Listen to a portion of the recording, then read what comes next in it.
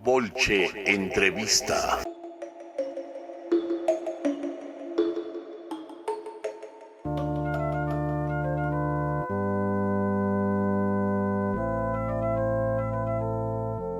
La plenaria de la Cámara de Representantes tomó la decisión de aprobar el texto del Senado que establece un modelo de pilares para el sistema pensional. Al respecto, Bolche Radio AM conversó con el viceministro de Empleo y Pensiones, Iván Daniel Jaramillo Yacir, uno de los principales arquitectos del proyecto. Estás escuchando la Bolche Radio. Se aprobó en la Cámara de Representantes la reforma, viceministro. Uno de los proyectos más ambiciosos del gobierno Petro, pero sin embargo lo ocurrido ayer en Cámara ha sido polémico porque lo aprobaba la ponencia de Senado y no el texto modificado en la Comisión Séptima de Cámara, y mientras la bancada de gobierno defiende esto que pasó, la oposición argumenta que fue un pupitrazo y que demandará la sesión ante la Corte Constitucional. Bueno, viceministro, la primera pregunta es: ¿cuál es la valoración del gobierno y del Ministerio del Trabajo puntualmente frente a lo que pasó en Cámara de Representantes? ¿Están satisfechos o tienen temor que se hunda el proyecto en la Corte? Bueno, sobre tu pregunta, en realidad es una decisión que corresponde a la plenaria de la Cámara de Representantes, que es soberana respecto de sus propias manifestaciones de voluntad en el trámite parlamentario, ¿no? Sobre eso nosotros como gobierno pues respetamos la autonomía parlamentaria, la decisión que tomó la plenaria con las mayorías previstas en la ley quinta del 92, y sobre la admisibilidad constitucional del proceder de Cámara, pues está seguramente por definirse en la autoridad competente, que es el Tribunal Constitucional, pero sobre eso lo que el gobierno ha apostado y aspirado es la necesidad de una reforma estructural que se aprueba y que obviamente sí corresponde a una muy buena noticia para los ciudadanos y ciudadanas, en tanto se corrigen los problemas de cobertura, equidad y sostenibilidad financiera del sistema, ¿no? Ya sobre el procedimiento propio, pues es un tema que corresponde más a, como te digo, a la decisión soberana de la plenaria, que es la máxima autoridad de la Cámara, y sobre la que yo creo que hay que respetar las decisiones de órgano parlamentario, ¿no? Ahora, si hay un control constitucional posterior, pues será el tribunal constitucional, la Corte Constitucional, en este caso, la que defina la admisibilidad o no de acuerdo a las reglas de toma de decisiones parlamentarias, pero lo que sí tiene que quedar claro es que es una decisión soberana de la plenaria, que es la máxima autoridad de la Cámara de Representantes, y que pues hay decisiones que conforme a las mayorías del equipo se tomaron, ¿no? Vale, hablemos ahora un poco de la reforma, y me gustaría que en este diálogo comenzáramos por lo general y ya más ratico te va a hacer como preguntas específicas. Pero en tu opinión, viceministro, ¿cuál es el principal objetivo de esta reforma pensional? ¿Qué características tiene este proyecto para superar, digamos, las dificultades que tiene el actual sistema pensional en Colombia? Sí, lo primero es que tenemos un sistema pensional actual que cumple 30 años, desde la ley 100 del 93, que en materia pensional entró en vigencia en el 94, que no pensiona, que solo una de cada 4 adultos mayores tiene protección en la vejez, y que tiene unos problemas en un sistema que se eligió en ese año de competencia entre regímenes públicos y privados, a todas luces pues poco recomendable y poco deseable. De hecho, solo Perú y Colombia tienen ese modelo que se llama el modelo paralelo. Luego hay un modelo que ha mostrado no ser eficiente, que tiene una distribución de recursos pues bastante poco equitativa, en la que son muy pocos los que logran pensionarse, y con pensiones en los que los recursos terminan distribuyéndose para quienes menos lo requieren. Entonces lo que hace la reforma es primero corregir los problemas de equidad, yo resaltaría eso como primer elemento, mejorando la distribución de recursos a la que aspira un sistema de seguridad social cualquiera, corrigiendo problemas estructurales de nuestros adultos mayores que están en estado de vulnerabilidad y actualmente reciben 80,000 pesos, que no les sirve para superar esa situación. Con la reforma se va a triplicar ese monto y se va a llegar a 2,6 millones de adultos mayores. Actualmente se los llega a 1,7 con el 80,000 pesos. Luego tenemos un esfuerzo fiscal importante que no genera resultados en materia de indicadores.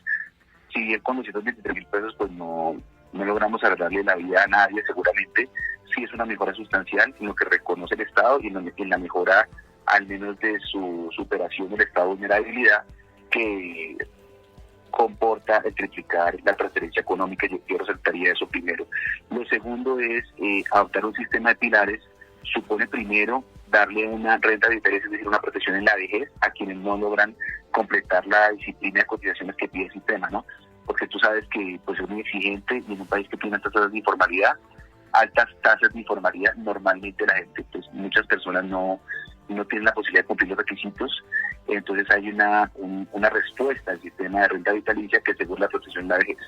Lo tercero que resaltaría es que tenemos una prestación anticipada, es decir, una apuesta del gobierno por animar y empujar un poco a los ciudadanos a que se pensionen, a que logren los requisitos de pensión con una prestación desde 1.000 semanas, es decir, 20 años, para ir reconociendo una prestación sobre la cual se descuenten las cotizaciones que falten para completar los requisitos que pide el sistema. Y lo tercero, que es muy importante allí en el pilar contributivo, poner un límite, un coto, un umbral de 2,3 salarios para distribuir mejor los recursos que se asignan en el presupuesto al servicio de pensiones, ¿no? Con el umbral que estamos fijando, pues va a haber una mejor correcta distribución de recursos. Según estamos mejorando lo que va a capitalización de pensiones en el componente ahorro individual, luego estamos haciendo una apuesta porque más colombianos puedan lograr una protección en la vejez, pasando una cobertura del 24% al 87% progresivamente con la implementación de la reforma y el tránsito del sistema de pilares, que ha sido recomendado además por la Organización Internacional del Trabajo, por la OCDE y por la mayoría de organismos internacionales que han acompañado el proceso de diseño y construcción de la reforma. Desmintamos un poco los argumentos de la oposición, si te parece, viceministro. Sí. Comencemos por el aval fiscal. Decían que lo entregado por el Ministerio de Hacienda no es aval fiscal. Y ahí te pregunto, ¿están en riesgo las finanzas del Estado con este modelo? Yo haría una revisión, un vínculo único, como quieras poner, a las declaraciones del ministro, a la intervención, del ministro ayer en la plenaria de Cámara, ¿no? Uh-huh. Él leyó el último párrafo y el Ministerio de Hacienda da aval fiscal y manifiesta que a su juicio es viable fiscalmente la reforma propuesta. Lo primero. Lo segundo, esta es una reforma que se viene diseñando, Oscar, desde octubre de 2022. Y en ese diseño lo lideró el Ministerio de Trabajo, por supuesto, en cabeza de la señora ministra y el viceministerio, por supuesto, pero siempre estuvo presente en el diseño y en la arquitectura el Ministerio de Hacienda, el Departamento Nacional de Planeación, el DANE, la Superintendencia Financiera, la URF, que es la Unidad de Regulación Financiera, que otros se me escapa ahí. Bueno, todo el equipo económico del gobierno estuvo presente. Entonces, si te das cuenta, hay un aval fiscal. Lo que dice el Ministerio de Hacienda es que lo único que tiene costo fiscal es el pilar solidario, que de hecho el pilar contributivo por el fondo de ahorro, el pilar contributivo va a dar ahorro, y ese ahorro va a garantizar que de aquí a 40 años los colombianos pueden estar tranquilos, colombianas y colombianas pueden estar tranquilos, que los recursos del sistema van a permitir respaldar financieramente la promesa de derechos que están contenida en las leyes y en la Constitución y las leyes. Entonces, lo contrario, lo que dice el concepto, y lo leyó el ministro expresamente, no lo leí yo, lo leyó el ministro de Hacienda, es que hay aval fiscal y que la reforma es sostenible durante 40 años, tiempo en el cual va a haber por lo menos 10 oportunidades de revisar el sistema en parámetros para ver si hay necesidad de ajustarlos dependiendo de la evolución demográfica, ¿no? En materia de longevidad, o sea, que vivimos más, en materia de natalidad, que tenemos menos hijos, en materia de cómo se mueve el mundo laboral, porque tú sabes que progresivamente los jóvenes trabajan en espacios que escapan de lo que tradicionalmente conocemos como formalidad, etcétera. Entonces mira que sí hay una aval fiscal y sí hay un respaldo del Ministerio de Hacienda, que yo debería, al revés de como lo están leyendo, ¿no? Durante 40 años, desde un horizonte bastante importante, vamos a tener la garantía que los recursos estamos siendo responsables, estamos construyendo un fondo de ahorro del pilar contributivo. Ese tipo de fondos que son tomados obviamente de otros modelos que tomamos en consideración cuando diseñamos la propuesta, pues han dado muy buenos resultados y es por lo menos aconsejable. Y con ese tipo de medidas hemos sido, yo creo que medianamente responsables en el diseño, y es una reforma que tiene garantía de aval fiscal por parte del Ministerio de Hacienda. También la oposición decía, es una reforma positiva para los viejos y viejas, ¿no? Pero argumentaban que no era positiva, era desfavorable para la juventud colombiana. ¿Esto es cierto? Desde el Ministerio del Trabajo, ¿cuál es el mensaje para los jóvenes que hoy ven tan lejos esa posibilidad de pensionarse? Bueno, el mensaje es que sin reforma, si no apostáramos por la reforma, sí habría un compromiso muy importante en materia de respaldo económico de esas prestaciones para jóvenes por vejez, invalidez y muerte, porque como sabes, hay una tendencia no solo en Colombia sino global de extra longevidad, es decir, las personas, los seres humanos vivimos más por los adelantos científicos, médicos, la mejora en la calidad de vida. Eso es deseable, pero tiene unos efectos en el sistema pensional. Y las sociedades pues mutan a sistemas, organizaciones familiares en las que tienen menos hijos, ¿no? Eso también es una realidad global, no solo colombiana. Y adicional por la informalidad, dado el tránsito a nuevas formas de trabajo, pues caracteriza el mundo laboral. Entonces mira que sin reforma nosotros tendríamos muy pocas posibilidades de que los jóvenes tengan un respaldo de esa promesa de derechos. Uh-huh. La reforma por lo que apuesta es por tener un fondo de ahorro del pilar contributivo que respalde esas promesas a mediano y largo plazo.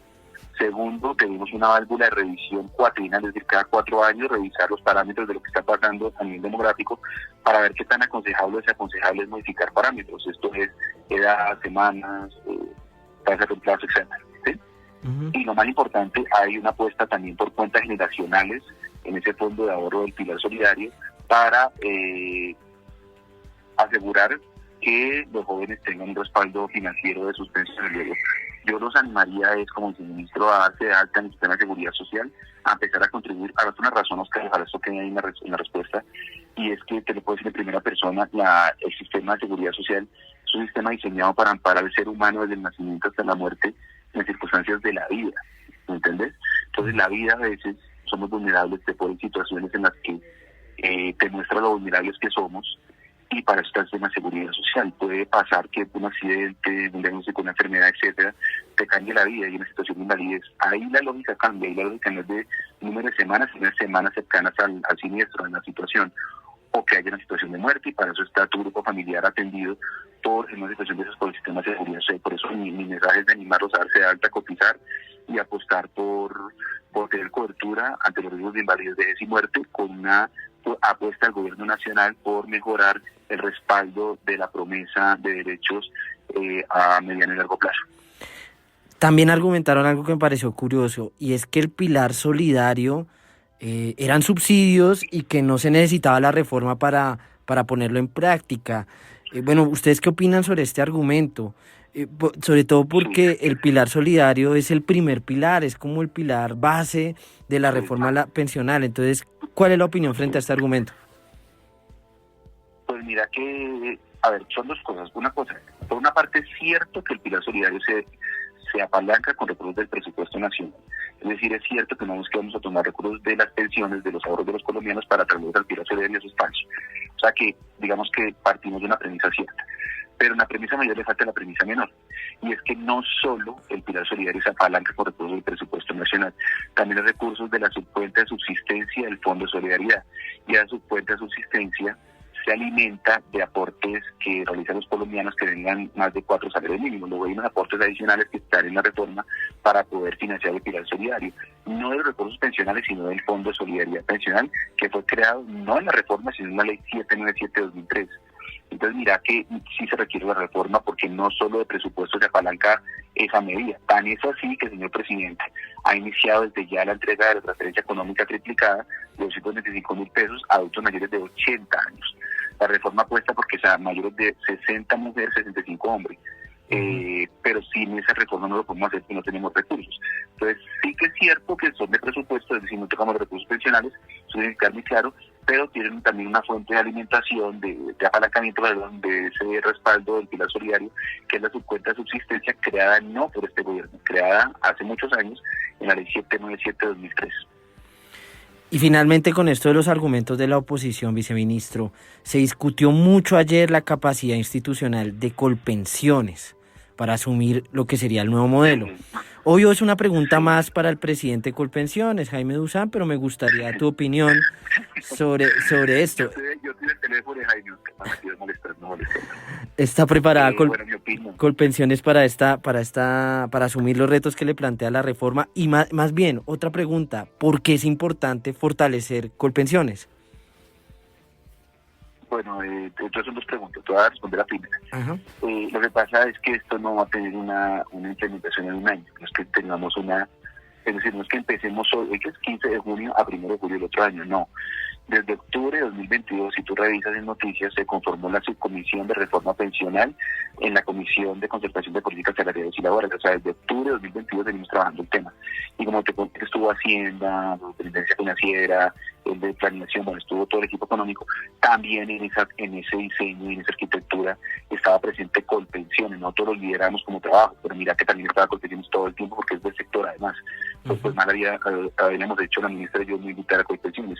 Entonces, Colpensiones estaba presente en todo, no solo el trámite parlamentario con el presidente de Colpensiones, que es el doctor Gusano, el señor presidente de Colpensiones, sino con todo su equipo técnico de acompañamiento, de vicepresidentes que han estado todo el tiempo en el diseño, la arquitectura, la puesta a punto para que el sistema, pues obviamente, opere y en el tránsito de un sistema paralelo, un sistema pilares. Entonces, Colpensiones viene trabajando en esto desde el 2022, desde octubre de 2022. No es que se van a levantar hoy a empezar a trabajar sobre este tema, no, ya vienen trabajando en la implementación. De hecho, lo dijo la coordinadora ponente Marta Alfonso. La Comisión Séptima visitó Colpensiones en este trámite para presentar la ponencia y pudo verificar la puesta a punto, la idoneidad y la tranquilidad que les dio a ellos como representantes la visita a Colpensiones y la verificación in situ de cómo está Colpensiones adaptándose al cambio. ¿Por qué Colpensiones es tan importante? Porque es que en el mundo los sistemas, claro, por el tema de longevidades y todo, sí están migrando a un cambio y los sistemas de reparto pues requieren un complemento de sistemas de cuentas de ahorro individual, que es lo que está adaptando el país. Pero los sistemas de reparto con pensiones, que es la Administradora Pública de Pensiones, la Administradora de Prima Media, supone la verificación más idónea, la realización más idónea y más perfecta del principio de solidaridad que caracteriza e inspira el sistema de seguridad social. El sistema de Prima Media es un sistema que garantiza un compromiso del Estado y de la sociedad en el acompañamiento frente a riesgos de invalidez, vejez y muerte, que supone un mensaje de solidaridad, pero entendido no desde el punto de vista filosófico, sino desde el punto de vista jurídico, el artículo 95 de la Constitución, y de realización de coberturas de riesgos socialmente relevantes. Los sistemas de ahorro individual son complementarios, no son la base del sistema de seguridad social. La seguridad social nació como bajo esquemas de reparto y esquemas de prima media. La seguridad social en cuentas individuales pues son sistemas complementarios que procuran asegurar que los ciudadanos que tienen ingresos que les permiten por el flujo de ingresos tener imputaciones de ahorro, pues lo hagan. Es que eso nadie se opone a eso está bien, nadie se opone a eso. Pero cuando hablamos de seguridad social, sí tiene que haber solidaridad, eso está presente en el artículo 48 de la Constitución, es el modelo que ordena la Constitución. La seguridad social es un servicio público y es un derecho. Es un derecho, podemos discutir si de primera o segunda generación, ahí nos podemos quedar, pero más allá de eso, porque es una discusión jurídica, es un derecho, un servicio público inspirado en el principio de solidaridad, entre otros, que está allí declarado en la Constitución. Luego tenemos una apuesta por un modelo institucional de seguridad social afincado en un modelo que dé la centralidad a la solidaridad, a la prima media y un complemento a los sistemas de cuentas de ahorro individual, que es admisible para los que tienen la posibilidad de tener un flujo de ingresos mayor, ¿no? Uh-huh. Y bueno, ya estamos finalizando, pero una gran incógnita, viceministro, es el tema de la transición. Sobre todo incógnita en la gente, ¿no? Sobre todo del viejo modelo al nuevo modelo, pero digamos como para dummies, viceministro, ¿cuál es la hoja de ruta de esta transición? Hoy una persona que cotiza en fondo privado o en Colpensiones, ¿cómo queda en este nuevo modelo? Bueno, la transición se mantiene en hombres 900 semanas a la entrada en vigencia del nuevo sistema, o sea, el 1 de julio de 2025, mujeres 750 semanas, se mantiene la disciplina que actualmente tienen en materia de invalidez, vejez y muerte, que es la ley 193 y la ley 797 de 2003. Bueno, hay más leyes, pero fundamentalmente las dos son las que van a garantizar las condiciones actuales que no se van a ver modificadas, y se respetan los derechos adquiridos de los ciudadanos que ya adquieren su derecho a la pensión, sea por invalidez, por vejez o por muerte. No hay ninguna modificación. Tampoco, aprovecho la pregunta, tampoco las personas que están en régimen exceptuados o especiales tienen alguna modificación en sus reglas de de cobertura pensional. Tampoco la reforma, digamos, que modifica esas situaciones. La transición es para el respeto de derechos en curso de consolidación. Yo prefiero decir así que expectativas, pero no es una discusión jurídica que no va a entrar ahí. Pero garantizamos los derechos en curso de consolidación de personas, hombres que tienen 900 semanas, mujeres de 350, porque la Corte Constitucional haya indicado que esos derechos en curso de consolidación deben haber completado, debe respetarse en esos tránsitos legislativos las personas que han recorrido al menos un camino del 75% en causación de derechos. Es eso. Bueno, viceministro, muchas gracias. No puedo dejar de preguntarle algo más personal y es, bueno, Tranquilo. ¿cómo te sientes con esto que pasó de la aprobación de la reforma pensional? Como gobierno, pero también como funcionario, ¿le estamos cumpliendo a Colombia, a la gente que le votó al cambio?